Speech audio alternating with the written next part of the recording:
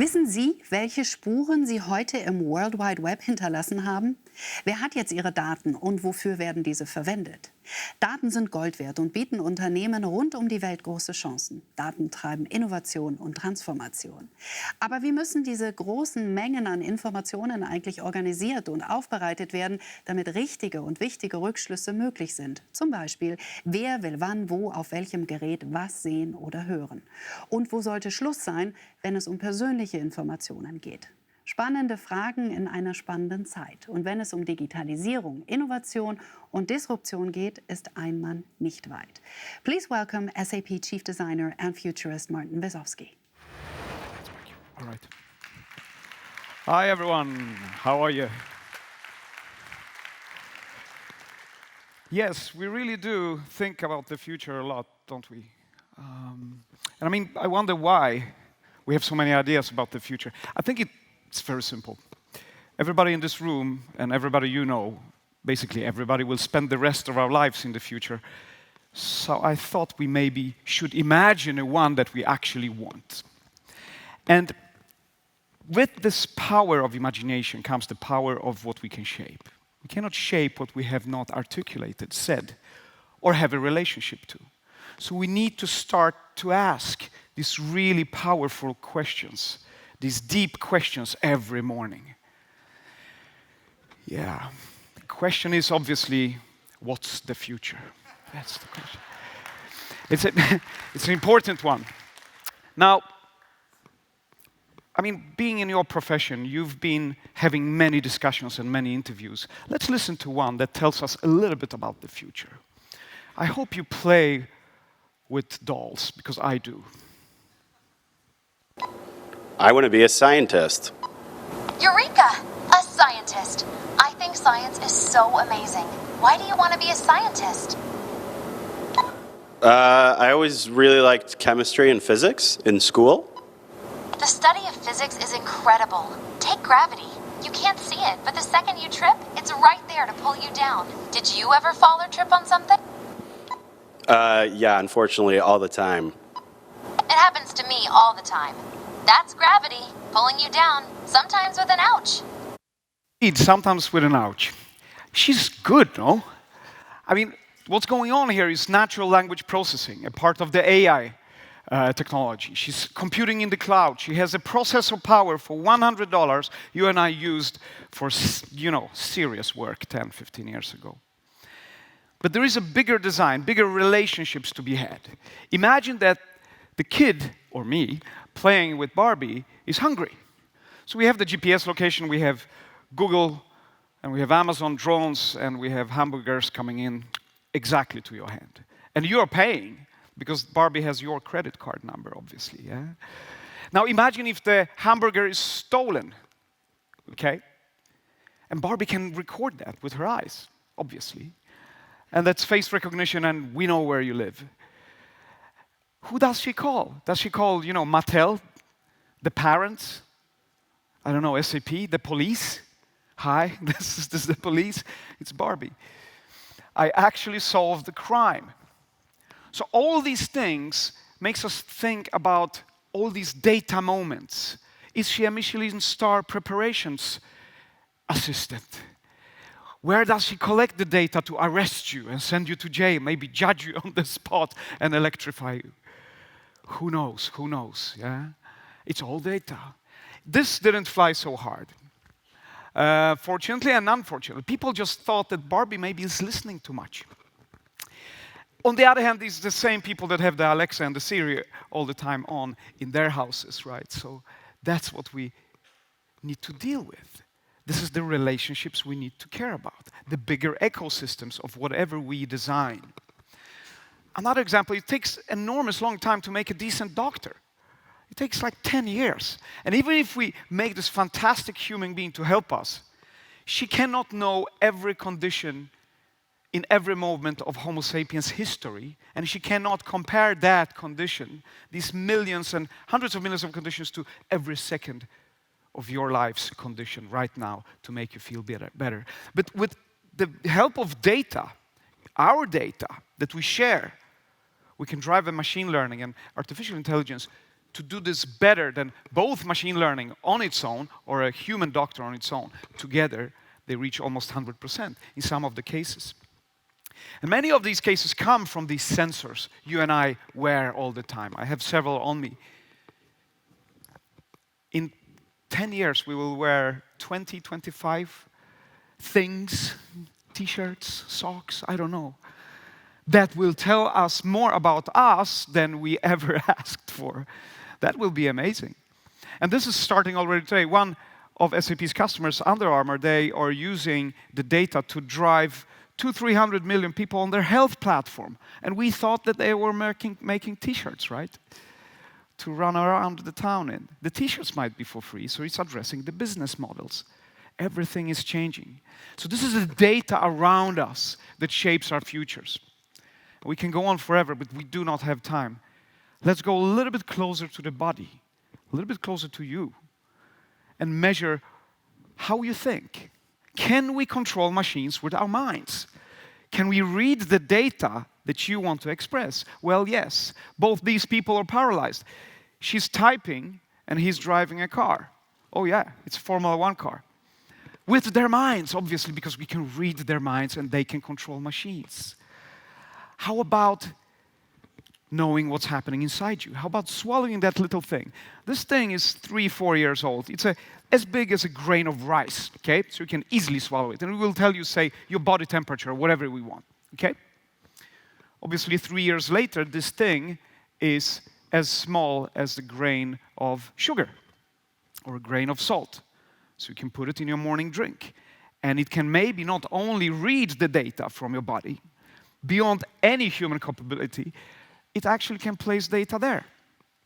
Because we have enormous progress in neurology and psychology and brain science.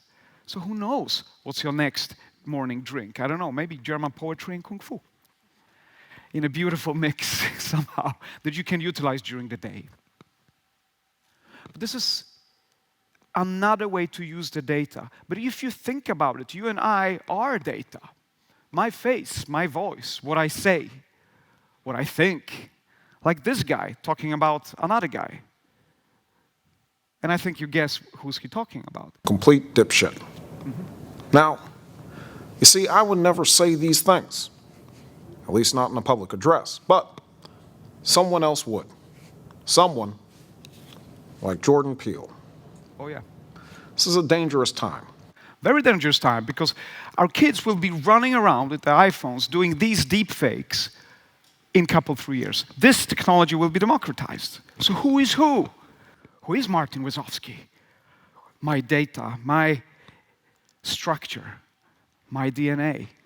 Especially now when we today, with CRISPR, Cas9 and 13 and so on, can manipulate me while I'm alive. For no money at all. It's like the Barbie for $100. We can change who I am. This is the future of programming and coding. Coding us. So what did you imagine? Or better, what did you hope for? Because you know, hope, or design rather, is hope made visible. So we need to start talking about it. And there is sort of a timeline on this thing. We need to start talk about it now. Because never in the human history have now been so temporary. It's just floating around to something else. And this is why we move on to the second chapter. Okay, we know that science fiction is becoming science fact. I just showed you many of these things you've seen before, but think about them in a deeper and broader designs, because you're part of them. Science fiction is science fact, and between we have us, science, math, psychology and philosophy of life, life itself, the data of life. And we run around with our methods that are usually great. For example, the entrepreneurial method. You have an idea, you validate, you incubate the idea, and then you scale the idea. We all know that, right? It's good business. And it's the new business, the entrepreneurial speed, the agility. Unfortunately for me, this is operations. This is execution. Everybody should and must work like this to survive. Do the things right. You are here in this room because you're doing things right. Congratulations. Now, let's put that in a little bit of a context. Doing things right is great. You can plan, you can execute, you can be efficient and effective. You can run very fast in a certain direction. How about that being a very wrong direction? What are the right things to do? Where do we invest in the ideas, how we share these data points, data masses? What relationships do we build? What is the future fabric we are weaving together? What narratives, stories do you tell or ask for? What is your strategic point of view where you say, this is the future of all the possible futures in the world. This is the future I will work for, strongly and positively. And first then, you have your strategy that you can go on with, doing things right before you do them right. I think Schopenhauer said it beautifully. He said, if you're doing, he didn't have this diagram, I made that diagram, but he said many very good things. He said, talent hits targets nobody can hit. So you're the best, you win. You hit the target everybody tried. But genius hits the targets nobody can see. So what did you see? What was your vision? What did you hope for? These are philosophical questions, and I think we should have more philosophers in the boardrooms when we discuss data, ethics, morals, who we are and why we are exactly as we are. And this is how we saw the world, this is how we're observing it in our labs, and how we try to apply that knowledge. And we come up with these stories, these narratives. I'll just give you an example of this. Any solutions of technology from SAP or whoever else will be the most empathic symbiosis between machine intelligence and human ingenuity. These are very heavy words. We chose them specifically like that. The empathic symbiosis. Why should there be a man versus machine? Or even better, a human versus machine, rather than a human-machine, a symbiosis where you have machine intelligence on one side and human ingenuity on the other side. And you have these experiences, these rich human experiences.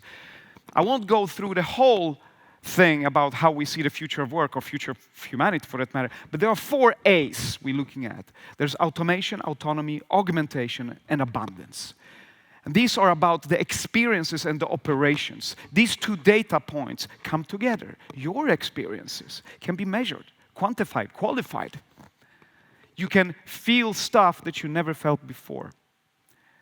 From automation perspective, I got this from Daimler, a colleague there, a futurist in Daimler. He said, forget the car, it will be great. It will drive you to places, you will be safe, secure, all these functions will be there as a service. What will you do in the car? What did we free you to do? And I think it's wonderful because we've been on this journey, but we need to stop and observe. We need to have this awareness about the future. Since the 50s, we tried to, automate the boring, the repetitive, the shit jobs, to be honest, and start to focus on something that is more important. Non-routine problem solving. We are in the digital era, and we are getting more and more intelligent. And in the end, totally self-running, so we can focus on exploration, interaction, and drop the burden of, manual and heavy cognitive load, and start to focus on passions, and beliefs, and discussions, stories, and relationships, supported by these data points. I will directly skip to the human ingenuity, the augmentation of you and me. Human at last. Or superhuman first, maybe. We have all this content, and content is king. I mean, you tell me, right? But if content is king, context is King Kong. I just had to do that, sorry. I found it, so I had to. Yeah. Context is King Kong. Why? You use the same data, the same facts, and we just saw how facts can be twisted, and you put them in a different context. Totally new stories come up in your mind, right? Catherine Fake, she knows this. She was leading Flickr. You remember Flickr, right? She's very happy. She sold it to Yahoo. Very rich. She said, no, wait, there's something else going on here. This is bullshit. We need to have better relationships to people in the markets. I want to know you. So she started to ask questions. Do you know what your cat wants when it meows? I mean, really, do you? I think it wants food and love. How do you eat your yogurt? And she asked millions and millions of people questions like this for free, because she made it fun and gamified to answer. And she asked deep questions. If you had a kid, would you tell her that she's adopted? Okay, that's a little bit trickier question. And people still answered, just to see if they are normal, to harmonize and normalize our social human data and behavior with others. Do we belong? And it's a beautiful thing. The cool thing, the data told us stories we maybe couldn't guess before. It goes beyond our bias. It says, if you like Pepsi more than Coke, you believe in UFO. This is to 90% security and safety. Read Wire magazine, you prefer redheads. Good magazine. If you use fake ID, and this is half of this crowd, you've been a teacher, mentor, or alike. If you use a Mac, you're a dancer, use an iPhone, you're tipped, and so on. All these things, data doesn't lie. We just need to ask the right questions. And when we ask questions, we build relationships. We listen. We have empathy. This is important. Now, I brought a guy with me here just to illustrate how we think about these things. This is not easy. This is hard. Nothing will be easier from now on. It will be just more complex stuff we will need to simplify. Also the thoughts and ethics about data.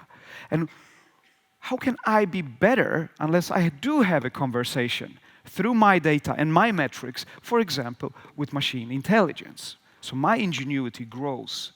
Hey, co-pilot. This is a co-pilot. I brought him with me. What's up this morning?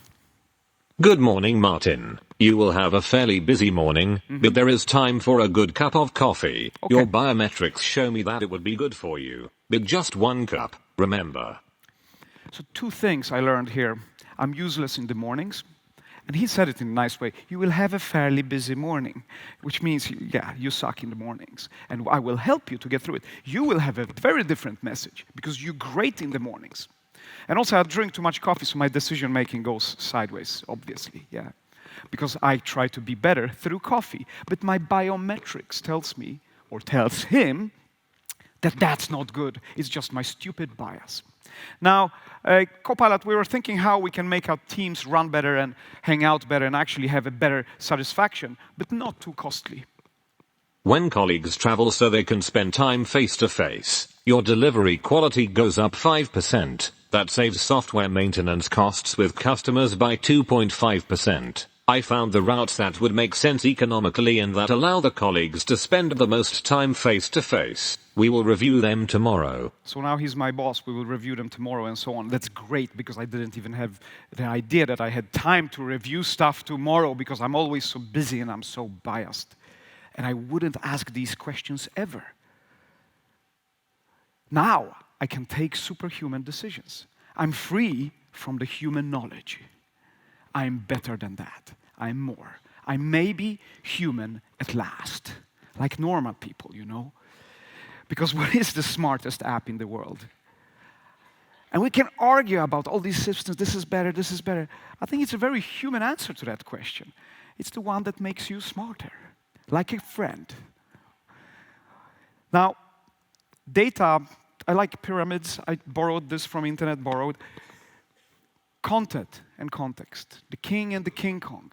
If you have data, you design it, becomes information, and then knowledge, and then maybe wisdom if we share it. I don't know what wisdom is really, but we have a sense for it, right? The higher you go, the higher value human values we have, higher relationships. Because if you think about it as a product or a service, you have features, and you put them in a bag, you call this product, and they become a service, and then you build a relationship. And you nurture and supervise these relationships above this magical line where nobody should collect data or manage information. Because nobody wants to be informed, really. We want to know stuff. We want to talk about stuff. We want to build relationships. And this is getting tricky.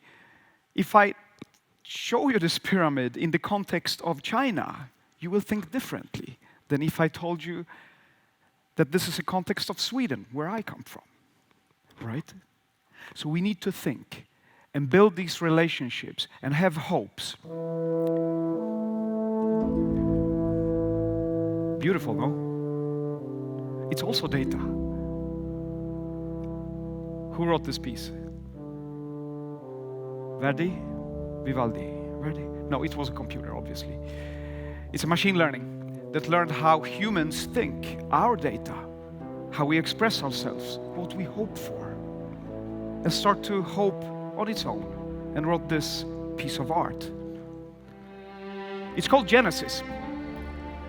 It means that every moment is a beginning. Now and also now.